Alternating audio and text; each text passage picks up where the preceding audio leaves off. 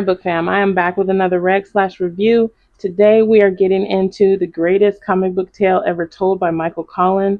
This is about 85 pages. It's a quick read. It's a YA read, and let's get into this. So this book focuses on Sonny. Sonny is the main character. He lives in a impoverished town, and it's like they go in the order of districts. So he is in District 7, which is the lowest ranking or on the social class. It's the lowest town. It's junky. It's riddled with junk. It's a very poor town. And he basically is judged, or they are judged from by where they live, just like life today. Um, but he gets bullied, and he's just like frowned upon because of his social status or where he lives. And this kid, he's a teenager. He has severe depression. And I will say, I went into this book thinking this was going to be, a cool tale with some light touching on depression and this the battle of good and evil and just the self-worth you have inside when you have depression. But it was deep. It was a deep book, and I really enjoyed it. It made me tear up how the author mixed in faith into this comic book style book. So we've got Sonny. He's adopted, and he receives a lot of love from his adopted mother. She is a hard worker, and she gives him all the time she can. And even though he is getting that time and attention and love, he is still depressed inside. There is a battle going on inside, a battle for his soul. The author writes this like alternate universe kind of vibe where you're going through these different chapters in life, and it's almost like written as a Christmas carol, where Ebenezer Scrooge has the opportunity to change the narrative of his story. One last chance he's given to change things, and you kind of get this in this story where there's this split reality and it's blurring. You don't know what's real. You don't know what is not, and he gets this chance to change his life, to change things because he is headed down the wrong path. Um, and this superhero intervenes, and he gets this chance to rewrite his story or change the story before it completely destroys him. Quotes that I loved in this story were, let's see, I got some notes. Love always wins. And then when he's in this battle with this superhero, it's this dialogue that I bet many of us can relate to. And it says, "You're in deep pain, but you're making things worse. I beg you, wake up. We've been down this path many times before, and I don't want to resort to my last option." And that hit so raw to me that I started tearing up, because it's like this kid was just on the path to self-destruct. And how many times have we been on that path and God intervenes and says, "You are going down the wrong path. This is going to cause some very deep pain for you, even worse than what you're feeling. Are you going to continue down this path? Do I need to do something drastic to shake you up and wake you out of this mess that you're in?" And oh my gosh, I felt that, and it was so good. And I was like, I did not expect this. I did not expect this from this story, but it was a beautiful story, and it involves comic books. And I would absolutely love if this were a graphic novel. If this were a graphic novel, that would have been so cool. But this is a very good story. I ended up giving this a 5-star. I just absolutely enjoyed the dual reality vibes in here, just like Ebenezer Scrooge did in the Christmas Carol.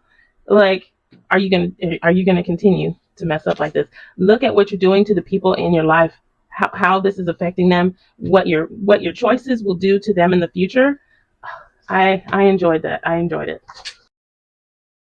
Okay, if you gotten to this point in the video and you like this content, I'm gonna need you to like this video, subscribe, and hit that notification bell, because we're a family over here. We go through about one book on a video with some TBR updates, and I'll hit you with another rec during the week.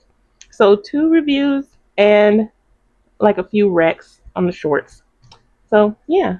So in this book, you get this struggle of belief, having faith, not believing in God, and how Sonny battles with that, while his mother definitely believes in God. She believes that even though things are happening, there is still a God in heaven that is looking out for me. This did happen. These things are happening, but God in heaven is still alive and real, and he has got my best interest at heart. And Sonny does not, he is having this battle and he does not believe it. At one point, he just does not believe it, and he just gives into this void of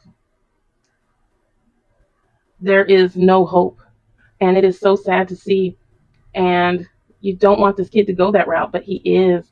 And to see that intervention, that God coming down to him, it was so good. It was so good. And in the form of a superhero in this book, because this is basically like a superhero tale. It was neat. I loved it. And again, I would love for this to be a graphic novel. Like, it was good. I would actually show this to my kids if this was a graphic novel. So, yeah, thoroughly enjoyed. And up next on my TBR, y'all, I have a few things that are just, you know, I am still on this. And I'm in the same spot. After that reading blog, I'm in the same spot. So I'm going to be picking up this, and I'll probably do another reading vlog where we just tackle this one. But this is getting too good that I have to get into this. I will be starting this tonight. I have to, y'all. I just do. After that, or along with these, I'm picking up some Christian romance, historical Christian romance. Um, A Voice in the Wind by Francine Rivers. So we've got A Voice in the Wind, we've got Morning Star by Pierce Brown, and we've got Oathbringer by Brandon Sanderson. So that is it. I hope you guys have a wonderful week. I think I got that no bean hair, dog hair, gosh, just everywhere like the plague. Oh my goodness. That is all. I hope you guys have a fabulous day. And okay. Another good quote in this book. That hero is God. I still believe God has a plan for good to win.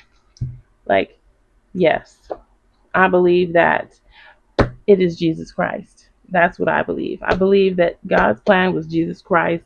Jesus Christ saves through his blood he shed on the cross. He loves us deeply, and he wants a relationship with us. And I cannot live. I would be so lost without him. So yes, I believe that.